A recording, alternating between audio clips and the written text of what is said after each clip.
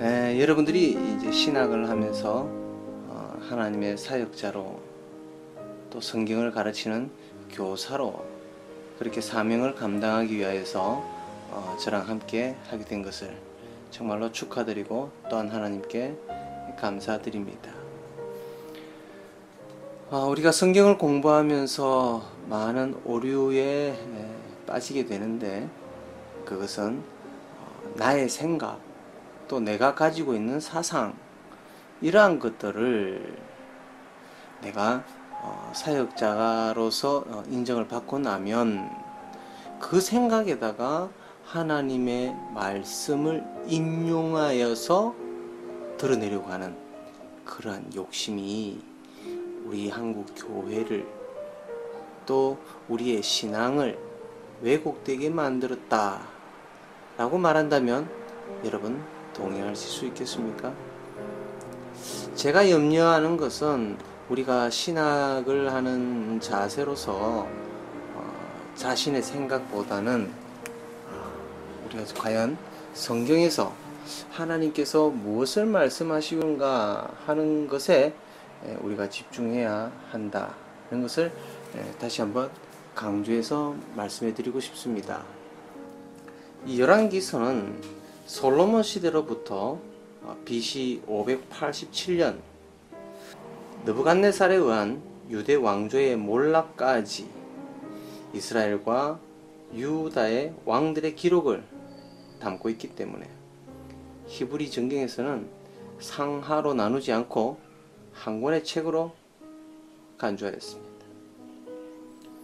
이스라엘의 왕들의 기록을 담고 있기 때문에 또한 역사서로 분류됩니다. 역사서.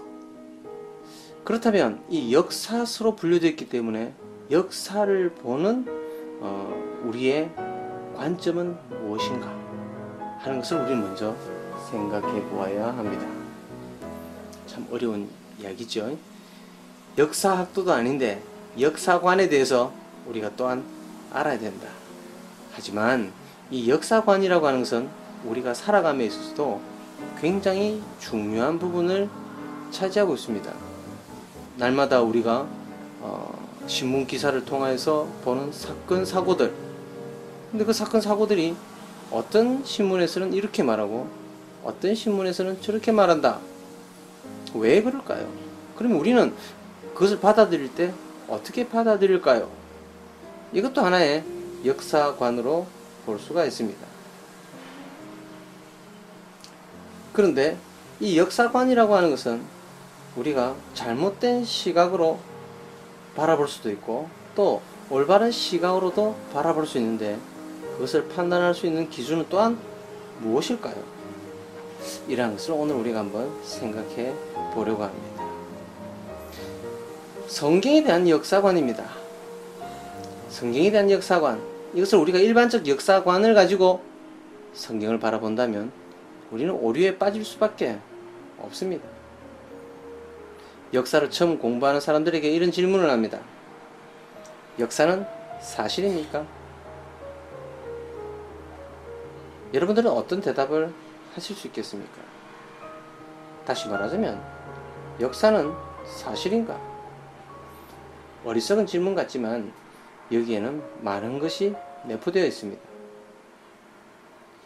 답을 말하자면 역사는 사실을 내포하고 있기도 하고 그렇지 않기도 하다. 그 이유는 역사는 어떤 사건, 그 사건이 사실이냐 아니냐 라는 것을 기록하고자 하는 것이 목적이 아니다는 것입니다. 역사는 사건 또는 사실 그 자체보다는 그것이 주는 의미에 초점을 더 맞추고 있습니다. 예를 들면 1950년 6월 25일에 한국 전쟁이 발발했다는 것은 사실입니다.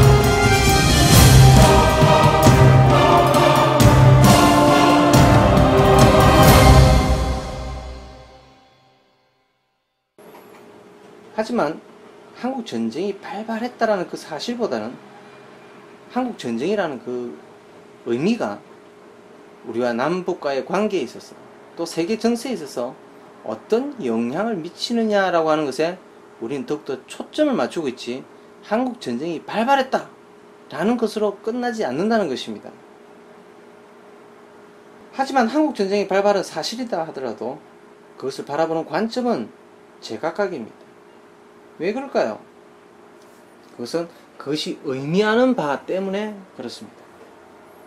그 가운데서 북침이냐 남침이냐라는 사실에 관한 왜곡 문제와 전쟁 중에 있었던 사건들에 관해서도 말하는 사람들에 따라서 달라지는 이유입니다.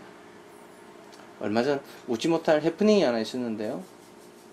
우리나라 청소년들 가운데서 많은 학생들이 한국 전쟁은 북침으로 알고 있다. 그래서 우리나라 교육이 지금 제대로 되고 있느냐? 혹시 좌경화되어져 가고 있지 않느냐? 학교 선생님들이 모두 좌경화된 선생님들이 아니냐? 라는 의구심이 언론을 통하여서 보도된 적이 있습니다. 그런데 그게 아주 우스운 이야기로 넘어가게 되어져 버린 것은, 오늘날 청소년들은 말을 줄여서 합니다. 그러므로 북침이라고 하는 말은 북한이 침략했다 라는 말의 준말, 그것으로 이해했다는 것입니다. 원래 뜻은 남쪽에서 북으로 쳐들어가는 것을 북침, 북에서 남으로 쳐들어 내려오는 것을 남침이라고 하는데, 우리 청소년들은 그렇게 이해하고 있지 않았다는 그런 뜻입니다. 이와 같이 단어 하나만 하더라도 어떻게 이해하고 있느냐에 따라서 역사의 의미가 확 달라집니다. 그러므로 우리는 이 열왕기서를 우리가 공부함에 있어서 이 성경이 우리에게 주는 의미가 무엇인가 라고 하는 것에서 우리가 주의를 기울이지 않는다면, 우리도 어처구니 없는 해프닝에서 끝나는 것이 아니라 하나님의 진리, 하나님의 계시를 잘못된 계시로 우리가 전할 수 있는 그러한 과오를 범한다. 이 점에 있어서 우리는 책임을 가지고 귀를 쫑긋 세우고 잘 공부해야 할 것입니다. 제 강의는 좀 다른 강의들과는 달리 많은 예를 들기보다는 바로 핵심적인 부분들만 짚어가고자 합니다. 그래서 강의 시간도 조금 짧고 또 강의를 전달하는 방법도 조금 다르기 때문에 여러분이 익숙해지면 제가 여러분들에게 정말 핵심적인 것들만 말하려고 하는구나 라는 것을 알게 될 것입니다. 자, 역사에 있어서 중요한 것은 사실보다는 그것의 의미에 더 초점이 맞춰져 있다 라고 여러분에게 말씀드렸습니다. 자, 그럼 의미를 부여하는 사람은 뭐냐? 그 역사를 바라보는 사람입니다. 그 바라보는 사람이 어떠한 관점에서 바라보느냐에 따라서 사실은 분명하게 존재하는데, 그 사실을 말하려고 하는 역사가의 관점에 따라서 의미가 달라진다. 이것을 우리는 해석이라고 합니다. 해석. 일반적 역사관에 있어서 핵심은 사실, 관점, 그리고 해석에 있습니다. 이 말은 사실은 하나이지만 역사가의 관점, 해석에 의해서 사실의 의미가 달라집니다. 그러므로 사실이 존재하는가? 라는 질문에 우리는 사실은 존재하지만 역사가의 관점과 해석에 따라 사실의 의미는 달라질 수 있습니다. 라고 대답해야 합니다. 이것을 우리는 일반적 역사관이라고 합니다. 좀 더 깊이 공부하기 위해서는 가장 기초가 되는 도서는 E.H. 카의 역사란 무엇인가 라는 책을 소개해 드리고 싶습니다. 이 책은요, 그냥 한번 쓱 봐가지고는 절대로 이해하기가 힘듭니다. 만약에 여러분이 한 번만에 이것을 다 이해했다 그러면 여러분은 상당한 지식 또 상당한 역사적 관점을 가지고 있는 그러한 좀 고수에 속한다고 볼 수 있죠. 이 책은 여러 번 읽고 여러 번 생각하고 여러 번 고민을 해야만이 되는 그런 책입니다. 그리고 이 책을 만약에 다 이해했다 그러면 여러분들은 세상을 바라보는 눈이 확 달라질 것입니다. 그리고 성경을 이해하는 그 시각도 달라질 것이라고 저는 확신합니다. 그렇다면 이 일반적 역사관과 기독교의 역사관의 차이가 있는가? 라고 우리가 질문한다면 차이가 없다. 이렇게도 말할 수가 있는데, 역사라는 관점에서는 차이가 없으면서도 엄청난 차이를 가지고 있음을 우리는 말할 수 있습니다. 일반적 역사에 있어서 우리는 역사가의 관점, 이거를 주관적 관점이라고 하는데, 역사가의 관점에 중심이 있다 그러면은 성경은 역사가에게 영감을 준 하나님에게 초점을 맞추는 것, 이것이 다른 점입니다. 그러므로 기독교의 역사는 하나님의 계시를 인간 기자가 영감을 받아 기록한 것. 그러므로 독자는 인간 역사가의 관점 이전에 하나님의 계시를 발견해야 한다. 그래야 올바른 해석을 할 수가 있다. 그런데요, 우리 대부분의 이 해석자들, 대부분이라고보다는 많은 사람들이 이 성경을 해석함에 있어서 성경 본문에서 찾으려고 하지 않습니다. 자기 생각, 자기 사상을 중심으로 해서 그 뜻을 이해하려고 합니다. 그러면 어떻게 될까요? 네, 결과는 이단이 되거나 교주가 되거나, 그렇지 않으면 독재자의 모습으로 그렇게 될 수밖에 없습니다. 오늘날 우리 한국 교회를 볼 때 그렇게 타락한 모습으로 변질되어 가는 것, 그 가운데에 큰 영향을 미치는 것은 성경 해석이 잘못되어서 그렇다라고도 볼 수 있습니다. 여러분은 어떻게 생각하십니까? 그처럼 성경을 읽고 성경을 해석하는 것은 정말 하나님을 올바로 전하고 또 하나님을 올바로 알고 그 뜻을 우리가 증거하는 증인으로서 굉장히 중요한 역할임에도 불구하고 우리는 그것을 소홀히 한다면 이것은 정말 말할 수 없는 큰 죄를 짓는 우리의 모습이다 라고 감히 말하고 싶습니다. 열왕기서 역시 하나님께서 왕들 가운데서 말씀하시고자 하는 것, 어느 왕은 무엇을 했고 어느 왕은 무엇을 했고 하는 이런 왕의 역사들이, 쥐략들이 쭉 기록이 되어져 있는데, 여기서 어떤 왕이 무엇을 했느냐 하는 것에 우리는 막 집중해서 이 왕은 정말 좋은 왕이구나, 이 왕은 정말 형편없는 왕이구나, 이렇게 말하는 것이 아니라 그 속에서 하나님이 이 왕들의 그 삶 속에서 무엇을 이루려고 하시고 무엇을 성취하시려고 하는가 라고 하는 하나님의 그 역사를 발견해야 한다라는 것입니다. 이것이 열왕기 해석의 중심입니다. 열왕기서를 해석하는 핵심으로서 주제와 목적 그리고 의도에 대해서 걸슨 아처는 구약 총론에서 다음과 같이 정리합니다.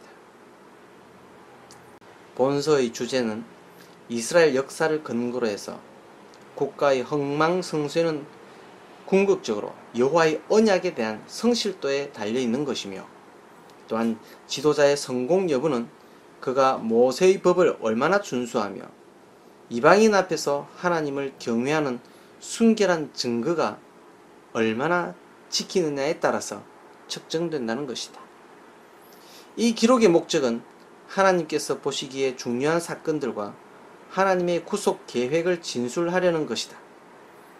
기자의 의도 속에 민족주의적 동기에서 비롯된 이스라엘의 영웅들을 영화롭게 할 의도는 전혀 없으며, 그러므로 그는 세속 역사가들의 눈에는 매우 중요한 것으로 간주될 만한 한때의 업적들을 간과해 버리기까지 했다. 그의 주된 관심은 계속되는 지도자들이 자신의 언약 책임에 있어서 어떻게 하나님을 대하였던가를 보여주려는 것이다 라고 말하고 있습니다. 이스라엘 백성들이 기억해야 할 것은 자신들은 하나님의 백성이라는 것입니다. 하지만 이방인들과의 관계 속에서 하나님의 백성으로서의 정체성을 잃어버렸습니다. 더 정확하게 말한다면 그들의 죄의 본성이 하나님을 기억하기보다는 하나님을 등지게 하였습니다. 그럼에도 불구하고 하나님께서는 자신이 참 하나님이심을 알게 하고자 여러 가지 방법을 사용하셨는데 그 중에 하나가 언약입니다. 그 언약의 핵심은 나는 너의 하나님이 되고 너희는 나의 백성이 되리라는 것입니다. 그리고 이것은 계시록 21장 7절에서 이기는 자는 이것들을 상속으로 받으리라. 나는 그의 하나님이 되고 그는 내 아들이 되리라. 이것이 하나님이 세상을 창조하신 목적이며 신실하신 하나님이 그 목적을 이루어 가신다라는 증거입니다. 그 과정을 하나님께서는 인간의 역사를 통하여 드러내셨고 그 과정이 오늘 성경 속에 담겨져 있습니다. 인간의 역사 가운데서 하나님의 왕 되심은 사울이 왕이 되기 이전에 사사와 선지자 그리고 제사장을 통하여서 하나님께서 통치하심으로 나타내어 보여주셨습니다. 이것은 하나님이 정하신 뜻 안에서 이루어진 것입니다. 그러나 사람들은 주변 국가들과 비교해 볼 때 그들이 약한 것은 강력한 왕권이 없기 때문이라고 생각하게 했습니다. 백성들이 말했습니다. 아닙니다. 우리는 우리를 다스릴 왕이 필요합니다. 왕이 있으면 우리도 다른 모든 나라들과 같게 됩니다. 우리 왕이 우리를 다스릴 것입니다. 왕이 우리와 함께 나가서 우리를 위해 싸울 것입니다. 사무엘은 백성들이 하는 말을 다 들었습니다. 사무엘은 그들이 한 말을 다 여호와께 말씀드렸습니다. 여호와께서 대답하셨습니다. 그들의 말을 들어주어라. 그들에게 왕을 주어라. 그 말씀을 듣고 사무엘은 이스라엘 백성들에게 말했습니다. 모두 자기 마을로 돌아가시오. 실제로 이스라엘은 주변 국가로부터 많은 괴롭힘을 당했거든요. 침략을 자주 받게 되고. 그래서 그 침략을 받게 되니까 그들의 재산뿐만 아니라 땅도 잃게 되고, 그래서 우리는 왜 이렇게 약한가? 하나님, 우리는 무엇을 잘못했기 때문에 이렇게 맨날 당하고만 살아야 됩니까? 그런 모습들을 사사기에서 우리는 자주 볼 수가 있습니다. 사사시대의 이스라엘 백성들은 자신의 재산을 지키기 위해서 또 자신들의 땅을 확장시키기 위해서 다양한 전쟁을 치르게 되고 승리도 하게 되지만 또 패배도 경험하게 됩니다. 그들 주변을 한번 살펴보자면은 동쪽에는 베두인족이 쳐들어왔고 또 그들의 이웃인 모압과 암몬이 그들을 괴롭혔으며 서쪽으로는 블레셋이 우세한 전력으로 이스라엘을 위협하였습니다. 주변 국가들은 왕을 가지고 있었고 그 왕권 정치에 의해서 군사력이 막강하였다, 이렇게 볼 수 있습니다. 그 군사력뿐만이 아니라 그 왕들은 재정일치의 정치를 펴므로써 왕권뿐만이 아니라 신앙에 대해서도 그들은 함께 권력을 갖고 있었으므로 왕이라고 하면은 정말로 대단한 그 힘을 가진 그러한 존재였습니다. 그래서 그들은 그러한 군사력과 막강한 그 왕권으로서 군대를 일으켜서 주변 국가들을 쳐들어왔는데 이 이스라엘은 그러한 왕권이 없었거든요. 또 그런 군사도 없었거든요. 그렇다 보니까 뭐 전쟁 무기도 없고, 그들은 막 농사 짓다가도 적이 쳐들어왔다 그러면 그냥 곡괭이 들고 나아가서 또 삽 들고 나가서 싸워야 하는 판인데, 곡괭이와 삽이 적들의 창과 칼을 이기기는 역부족이었다 하는 것이죠. 그래서 나중에 우리가 사울 왕을 통해서도 우리가 볼 수 있지만은, 사울도 자기 왕이 되고 난 다음에 그가 욕심을 부렸던 것은 사무엘이 가지고 있는 그 제사권, 그것까지도 자기가 가지고 싶어 했다라는 욕망이 사무엘이 도착하기 전에 화목제와 번제를 준비해서 드렸다라는 대목에서 우리는 알 수 있는데, 이와 같이 주변 국가들은 재정 일치에 그러한 정치 형태를 지니고 있었다, 그렇게 우리는 이해해야 됩니다. 그렇듯이 사사시대까지 이스라엘은 강력한 왕권도 군사도 존재하지 않았습니다. 그렇기 때문에 그들은 오로지 어떻게 해야 될까요? 왜 하나님께서는 그들에게 창을 주지 않고 칼을 주지 않고 방패를 주지 않았을까요? 여러분들은 이미 눈치를 챘을 겁니다. 그들이 의지해야 할 것은 오직 왕 되신 하나님이십니다. 하나님이 그들을 대신하여서 산성이 되어주시고, 하나님이 그들을 대신하여서 싸워주시고, 하나님이 방패가 되어주시고, 하나님이 전투해 주신다. 이것을 우리는 성전이라 그럽니다. 영어로는 Holy War라고 하죠. 예, 하나님께서는 바로 그것을 기대하고 있었는데, 이스라엘 백성들은 눈에 보이는 것을 원합니다. 눈에 보이지 않는 하나님의 그 권능과 그 힘이 더 큼에도 불구하고 그것을 의지하기보다는 눈에 보이는 칼, 눈에 보이는 무기, 눈에 보이는 힘, 그것이 우리의 위로가 될 것이다 라고 생각을 해서 그들이 원하는 것은 왕을 원합니다. 우리에게도 왕을 주소서. 우리가 왕이 없어서 맨날 비빌하지 않습니까? 참 안타까운 노릇이죠. 그래서 하나님께서는 사무엘에게 그렇게 이야기합니다. 백성들이 너에게 말하는 것을 다 들어주어라. 백성들이 너를 버린 것이 아니라 나를 버려 내가 그들의 왕이 되지 못하게 하려는 것이다. 백성들이 하는 일은 언제나 똑같다. 내가 그들을 이집트에서 데리고 나올 때부터 오늘날까지 그들은 나를 버렸고 다른 신들을 섬겼다. 이스라엘은 하나님의 신정 정치를 거부한 것입니다. 그 가운데 열왕기와 관련해서 우리가 기억해야 할 것은 하나님의 언약입니다. 하나님의 언약의 모토가 뭐라고 했습니까? 나는 너의 하나님이 될 것이다. 너는 나의 백성이 될 것이다. 였습니다. 나중에 하나님께서 다윗과 언약을 맺으십니다. 다윗과 맺으신 그 언약이 열왕기서를 이끌어가는 큰 줄기가 되고, 열왕기서의 중심 사상이 되고, 열왕기서의 핵심이 된다는 사실을 여러분은 기억하면서 다윗과 맺은 그 언약을 여러분은 잘 기억하셔야 할 것입니다. 왕을 요구한 이스라엘 백성들에게 그들이 하나님을 거부했다고 버렸다고 말씀하시면서도 하나님께서는 여전히 왕권 가운데서도 하나님께서 통치하시겠다라고 말씀하시고 또 그렇게 행동하시는 것이 바로 이 언약에 있습니다. 다윗과 맺은 언약은 첫째, 하나님께서 다윗의 이름을 존귀케 만들 것이다. 둘째, 하나님께서 다윗을 모든 대적에게서 벗어나 평안하게 할 것이다.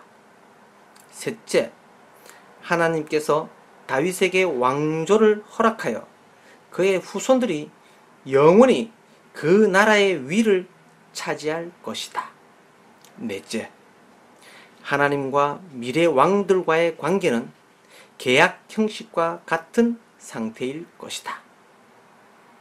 나는 그 아비가 되고 그는 내 아들이 되리니.